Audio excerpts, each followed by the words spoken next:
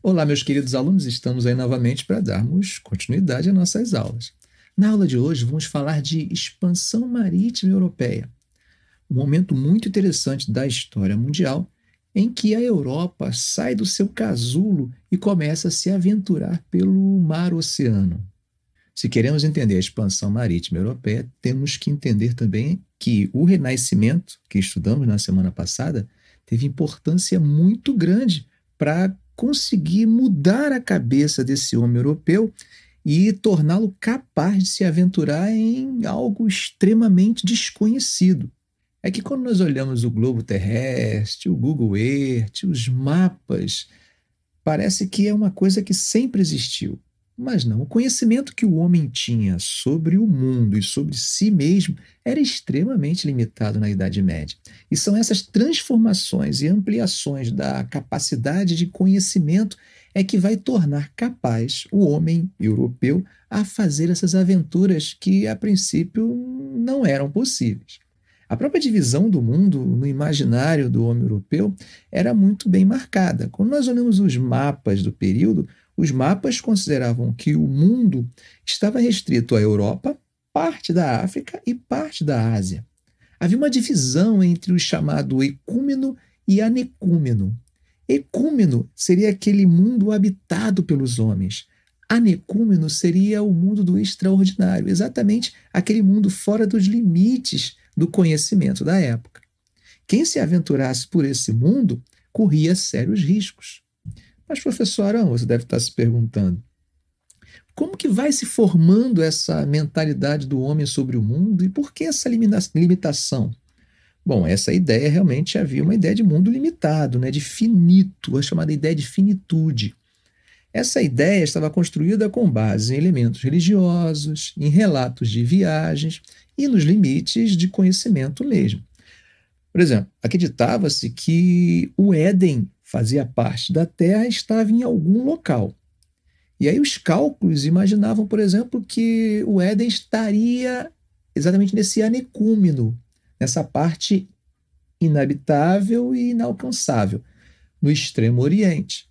Então, já temos essa mentalidade. O Éden seria parte da Terra, mas que em determinado momento Deus tinha expulsado o homem dessa região e não era legal que ele se aventurasse por ali. Também temos aspectos dos relatos de viagem. Alguns viajantes mais corajosos se aventuravam por esse anecúmeno. E aí vocês sabem como funciona a história, né? Você vai para um lugar onde ninguém nunca foi. Provavelmente ninguém contou nada sobre aquilo. Quando você volta, há uma certa valorização. E essa valorização vai ajudar a alimentar esses relatos de viagem. Os dois principais relatos que marcam essa formação desse pensamento medieval acerca do ecúmeno e do anecúmeno estão nos relatos de viagem de Marco Polo, que quase todos conhecem, tem até série na Netflix sobre isso, e as chamadas viagens de Mendeville, que também vão influenciar o imaginário do europeu em relação a esse extremo oriente e como era o mundo do anecúmeno. Os relatos são os mais divertidos possíveis, as descrições de homens inimagináveis, animais inimagináveis. Tá? E esse mundo todo vai povoar o imaginário do europeu. Além disso, acreditava-se que a Terra ela era plana. Gente, por incrível que pareça, tá? Imaginavam que a Terra era plana. E que se você começasse a navegar no oceano, em determinado momento, acabava, virava uma espécie de cachoeira para o abismo infinito. Então, também nesse oceano existiam monstros capazes de devorar sozinho, né, de uma mordida só o navio inteiro.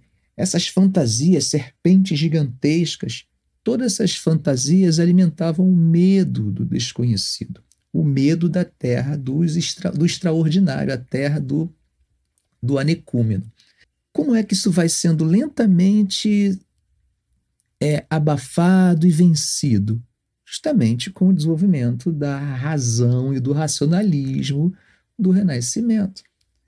E aí nós temos mudanças. Vai se produzindo conhecimento acerca desse universo. vai se produzindo conhecimento acerca da esfericidade da Terra, vai se produzindo conhecimento acerca da navegação, instrumentos que podem colaborar com isso, cuidados. Gente, imagine uma viagem muito longa de navio naquela época, os hábitos de higiene eram mínimos possíveis. Eles usavam, por exemplo, para as suas limpezas higiênicas, né, após as necessidades fisiológicas, as cordas que amarravam a âncora, os velames, e todos usavam. Óbvio que se um tivesse doente, todos acabavam ficando doentes. A alimentação era precária, não existia nutricionistas, então é óbvio que faltavam vitaminas. Então, uma viagem longa, às vezes saíam 200, cento e poucas pessoas, voltavam 20, 30. Essa mortandade toda contribuía mais uma vez para fomentar esse medo do desconhecido. Com isso, o homem, durante séculos, permaneceu ali preso, quase que com um cordão umbilical ao Mediterrâneo. Então, quando a gente fala de expansão marítima, é exatamente esse momento em que o homem corta o seu cordão umbilical e começa a se aventurar no mar aberto, no oceano, e vai conhecer novos mundos, novas realidades e vai acabar se descobrindo também. É a partir do início do século XV que esse expansionismo se inicia na Europa. E havia algumas tensões, algumas pressões que geravam necessidade por esse expansionismo. Nós podemos destacar, por exemplo, a escassez de metais preciosos começa a aparecer na Europa. Qual era a principal fonte de ouro para a Europa? A principal fonte de ouro estava na África. Só que esse ouro, até chegar nas mãos dos europeus, ele passava pela mão de vários intermediários, vários atravessadores, e fazia com que esse ouro estivesse bem caro na Europa. Era chamado ouro de Guiné, que ficava numas minas lá no sul da África, que nem sabia exatamente onde era, só o povo nativo. Esse povo nativo vendia para um outro grupo, esse outro grupo subia mais um pouquinho em direção ao norte, vendia para outro, chegava ali no deserto do Saara, você entregava para os beduínos, os beduínos atravessavam, entregavam nas mãos dos mouros lá em cima, e os mouros vendiam esse ouro. Então você imagina como é que chegava o preço desse ouro lá em cima. Essa escassez de ouro gera a necessidade de buscar fontes, né, de metais preciosos. Mas, além disso, a gente pode entender que essa escassez de ouro também é impulsionada pela alta dos preços. Porque os produtos necessários para a Europa, boa parte deles eram extremamente caros. E caros por quê? Porque existia um monopólio de especiarias ali na região da Itália. Quando eu digo Itália, lembro, né? Península Itálica, não existia Itália ainda. Nós estudamos isso semana passada, quando falamos de Renascimento, né? Então, olha só, mais uma vez, esse monopólio italiano do comércio de especiarias, ele é extremamente importante, porque ele também faz com que esses produtos se tornem muito caros.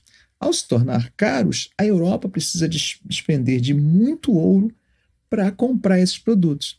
Mais uma razão para essa escassez de ouro que nós comentamos anteriormente. Então, duas soluções. Você podia matar 2 coelhos com uma cajadada só. Imagina, você chega e encontra a fonte de ouro. Resolve esse problema do ouro, parcialmente. Mas os preços estão altos, né? Muito bem. Qual é o outro problema? O outro problema é o monopólio das cidades italianas. Você precisa quebrar esse monopólio. E quebrar esse monopólio é encontrar alguma forma de chegar lá na Ásia, lá no Oriente, sem passar por aquela região da Itália. Então, nós temos 2 razões já para fomentar esse expansionismo. Uma, quebra do monopólio das cidades italianas em relação às especiarias, ao mercado de especiarias. E o segundo, encontrar o chamado ouro de Guiné. Mas ainda existia um terceiro motivo, que era um motivo mais cultural, muito ligado, inclusive, àqueles mitos que nós falamos inicialmente, os relatos de viagem. Essa razão era um elemento religioso, expansionista, de busca por levar o evangelho para todo mundo, principalmente para o mundo infiel. Quando eu digo mundo infiel, eu estou falando de quem, gente? principalmente dos islâmicos. Então, aquela região da África, dominada pelos infiéis, deveria receber as boas novas do Evangelho. Então, essa ideia messiânica, missionária, também existia, gente. É a mentalidade da época. Então, existia uma crença de que lá no extremo, depois do império, do domínio dos mouros, dos sarracenos, existia um grande império cristão, que eles denominavam de Índia. A Índia não é a Índia que nós conhecemos hoje. Esse termo Índia, se você for estudar em determinados momentos da história ali da Idade Média, ele vai ter diferentes localizações, tá? Digamos que é no Oriente. E aí, o que nós temos ali? Um reino chamado de Reino de Preste João. Preste João seria um cristão, né? Um rei cristão extremamente rico e poderoso. É interessantíssimo como as descrições sobre esse reino tentam demonstrar o poderio, né? Que os utensílios que ele usava eram todos de ouro, que eles sentavam à mesa para almoçar com mais de 100 cardeais. A ideia de muitos cardeais juntos dava a ideia de poder. Então, e eles imaginavam que no momento em que o europeu conseguisse entrar em contato com esse reino de Preste João, a vitória sobre os infiéis seria definitiva. Então também existia o chamado mito ou lenda, né, de Preste João. Então, só recapitulando, nós falamos que o Renascimento foi importantíssimo para a expansão marítima, porque ele ajuda a quebrar lentamente essa mentalidade medieval acerca do desconhecido, do anecúmeno. Falamos também que existiam questões práticas, podemos dizer econômicas, escassez de ouro, então existia a busca pelo ouro de Guiné, e falamos também da necessidade de quebrar o monopólio italiano de especiarias. Esses dois elementos se juntam ao viés missionário, religioso, né, desse cristianismo medieval, que era o mito ou a lenda do Preste João. Assim como no caso do Renascimento cultural, na expansão marítima também temos o chamado pioneirismo, ou seja, o primeiro país a fazer. E nesse caso, o primeiro país a fazer foi Portugal. E também é importante entender as razões que deram a Portugal o pioneirismo na expansão marítima. Em outras palavras, o que Portugal tinha que os outros não tinham?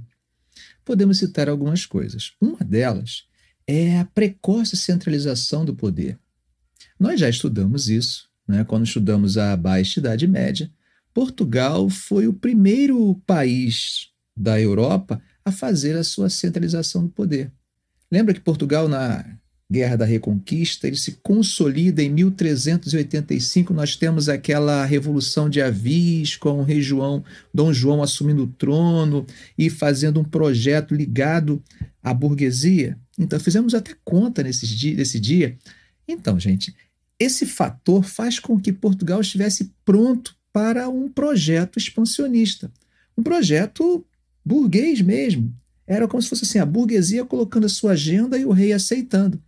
Né? Vocês lembram que em 1415 inicia essa expansão marítima portuguesa, 30 anos depois da Revolução de Avis. Além disso, temos que entender uma coisa. Portugal tinha o melhor porto natural do mundo, Lisboa. Quando eu falo porto natural, é aquele porto onde os navios podem ancorar e não precisa de nenhuma construção artificial.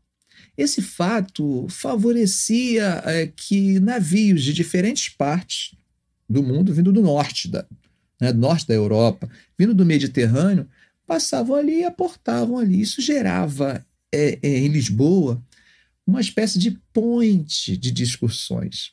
É como se você fosse lá, né, tomar o teu rum, o teu vinho, né, pernoitar, encontrar com diversos outros navegadores, navegantes, e vão discutir, bater um papo, conversar sobre o mar, por exemplo. Essa troca de conhecimento vai fomentando um desenvolvimento de conhecimento marítimo.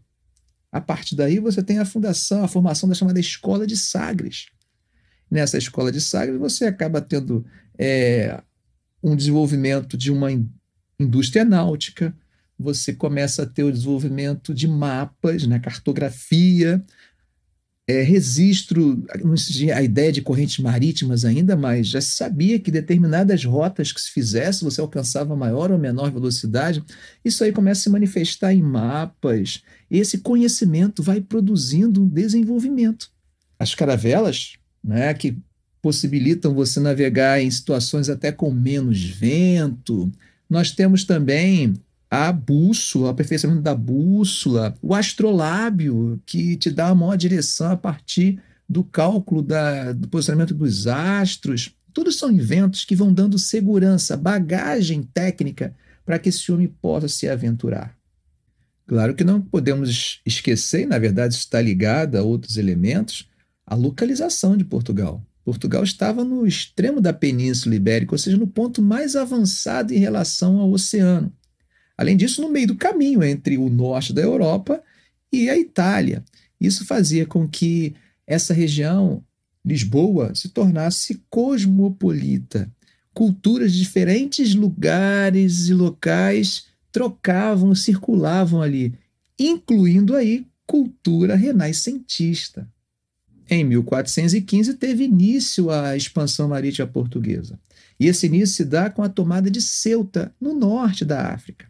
A partir dali se iniciava a jornada portuguesa costeando a África para chegar até as Índias. Essa viagem portuguesa em direção às Índias, que começa em 1415, só iria terminar no final do século. Então você já sabe que não foi uma viagem única. Nós temos avanços. Esses avanços vão se dando a partir da costa africana, e você vai funda uma feitoria, e aquela feitoria ali, o navio fica, tal, se abastece, volta para Lisboa, aí anos depois, meses depois, um outro navio volta, se abastece ali, já tem uma feitoria, aí avança mais um pouquinho em direção ao sul, aí funda outra feitoria. E aí daquela feitoria ele avança? Não, ele volta para a primeira feitoria, lá para, né, tomada de Ceuta, né, então, para Ceuta, depois ele volta para Portugal. Meses depois, anos depois, outro navio parte. E assim ele vai criando pontos sempre ligados ao litoral. O que nós chamamos esse modelo de viagem de périplo africano. E é claro que é compreensível. Se você imaginar aquele medo que se tinha do desconhecido, essas viagens lentas, elas reproduzem uma forma de ir aos poucos domesticando, né, tanto o homem quanto o ambiente inóspito, esse ambiente anecúmeno. Esse medo vai justificando essa viagem lenta, até eles vão encontrar dificuldades, como o Cabo das Tormentas, onde eles vão precisar contornar, mas vão levar anos para fazer isso, até que finalmente eles conseguem chegar, já no final do século, à cidade de Calicut, na Índia. É claro que quando nós falamos dessas aventuras, parece algo muito fácil, simples, mas não foi. Tá? Foi um esforço muito grande. A tomada de Ceuta, por exemplo, foram cerca de 50 mil soldados que atravessaram em várias galeias, 120 barcos para atravessar aquele estreito de Gibraltar e atacar a cidade de Ceuta. Que, olha que coisa interessante, nós estamos falando de 1415. Enquanto os reinos ibéricos estavam preocupados ainda em vencer os árabes, os mouros que estavam na Península Ibérica, Dom João, que era o rei de Portugal nesse momento, está atravessando o Estreito de Gibraltar e atacando os mouros na África, porque Ceuta era uma cidade fortificada, uma cidade dominada pelos mouros. Na verdade, essa batalha tem um espírito, lembra que eu falei dos motivos ligados ao missionário, à questão religiosa? Tem um forte elemento religioso aí, porque os próprios combatentes, boa parte deles, estavam vestidos, paramentados de cruzados. E era uma ideia realmente de vencer o infiel. Conta-se, né, que houve extremamente grandes massacres. Parece que o soberano da cidade não estava muito preparado. E os europeus, quando invadiram a cidade, começaram os saques, cortavam dedos para tirar o anel. Bom, gente, não vamos analisar sobre o ponto de vista anacrônico. Era a mentalidade de guerra da época, que é a atrocidade humana, mas não podemos querer julgá-los exatamente com a ótica, com a visão de direitos humanos de hoje. Os avanços foram progressivos, não se tinha muita certeza. Né? Vocês imaginam que eles sabiam que dava para contornar por baixo? Não, isso não era uma certeza. Eles começaram em 1415, só no ano de 1488, que Bartolomeu Dias conseguiu contornar o chamado Cabo da Boa Esperança e o Cabo das Tormentas e fazer a ligação com o Oceano Índico. Aí você pode pensar, agora está tudo resolvido. Nada, eles levariam mais 10 anos, ou seja, só em 1498, Vasco da Gama iria conseguir chegar até as Índias, assim mesmo numa missão de reconhecimento. A viagem definitiva mesmo, onde eles iam manter contatos, fazer os comércios de forma mais efetiva, só iria acontecer 2 anos depois, vocês sabem, naquela viagem de 1500, que acaba passando, né, por aqui, pela parte da América, e nós temos o chamado descobrimento do Brasil. E o restante da península? O restante da península, ainda no século XV, estava envolvido nas brigas e na tentativa de expulsão dos mouros. Nesse contexto, começa a haver aquela união entre reinos, até que, finalmente, no final do século, em 1492, restavam 2 reinos, o reino de Castela e o reino de Aragão. Fernando era o rei de Aragão e Isabel era a rainha de Castela, e são casados. Os chamados reis católicos conseguem finalmente tomar Granada, que ficava no sul da península, consolidando a vitória sobre os mouros. Só a partir desse momento é que eles vão entrar na expansão marítima. A expulsão dos mouros era a prioridade, enquanto não resolvesse isso. Né? Nesse momento, eles já tinham a proposta do Cristóvão Colombo, que apresentava sua teoria para chegar também e quebrar o monopólio das Índias, só que usando uma outra rota. A rota que ele apresentava era uma rota já baseada no conhecimento da esfericidade da Terra. Então ele pensava, bom, se a Terra é esférica, eu quero ir para o Oriente, eu posso tanto ir direto para o Oriente, quanto posso ir para o Ocidente, contornando, no final das contas eu chego ao Oriente. Essa lógica, ele vai fazer cálculos, vai apresentar aos reis católicos, mas os reis católicos estavam preocupados mesmo em expulsar os mouros. E aí, após a tomada de Granada, finalmente, né, dominada toda a região, aí os espanhóis podem se concentrar na ideia de expansão marítima. E aí, Colombo lança a sua expedição com 3 caravelas na sua viagem rumo ao Ocidente para chegar ao Oriente.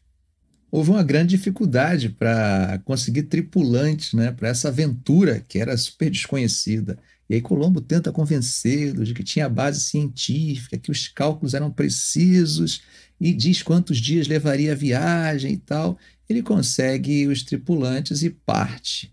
Mas é óbvio que a precisão dos cálculos de Colombo não era realmente real.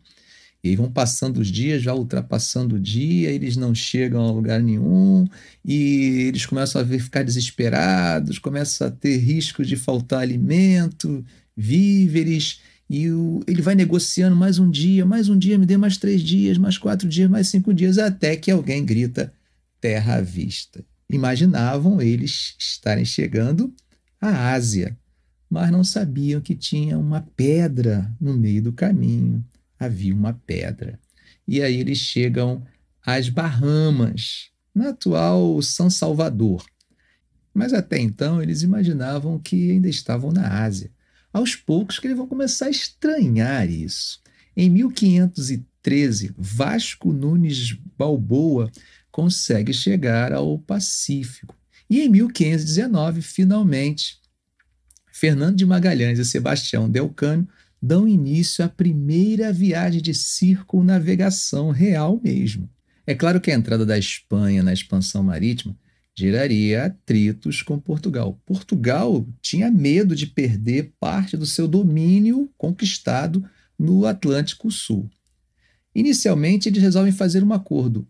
A entrada foi em 1492, por parte da Espanha. Em 1493, eles assinam com o apoio, com a chancela do Papa, um acordo chamado Bula Inter Cetera, ou Bula Inter Coetera, como queiram. E essa bula fazia uma divisão do mundo em duas partes. Eles mediam, a partir das ilhas de Cabo Verde, eles mediam 100 léguas a oeste dessas ilhas e traçavam uma reta, cortando todo o globo. Considerando essa reta, tudo que estivesse em direção a oeste seria da Espanha. Tudo que estivesse em direção ao leste seria de Portugal. Ou seja, ele tentava garantir ali aquela parte da costa da África. Mas Portugal não sai muito satisfeito e começa a discussão. Em 1494, eles acabam assinando um outro tratado, esse mais conhecido, chamado de Tratado de Tordesilhas. Com esse Tratado de Tordesilhas, aquela referência das ilhas de Cabo Verde continuam, só que agora, ao invés de você ter 100 léguas a oeste dessas ilhas, você passa a ter 370, ou seja, 270 léguas a mais. E aí chegou a esse ponto, traça uma nova reta. Essa reta é o que a gente chama de Tratado de Tordesilhas, e essa linha dividia, então, tudo que já havia sido descoberto e por descobrir. Tudo que estivesse a leste dessa linha seria de Portugal. Tudo que estivesse a oeste seria da Espanha. E é nesse contexto que nós temos ali atingindo o território que hoje é o Brasil, aquela pequena faixa de terras que depois vai sofrer expansão.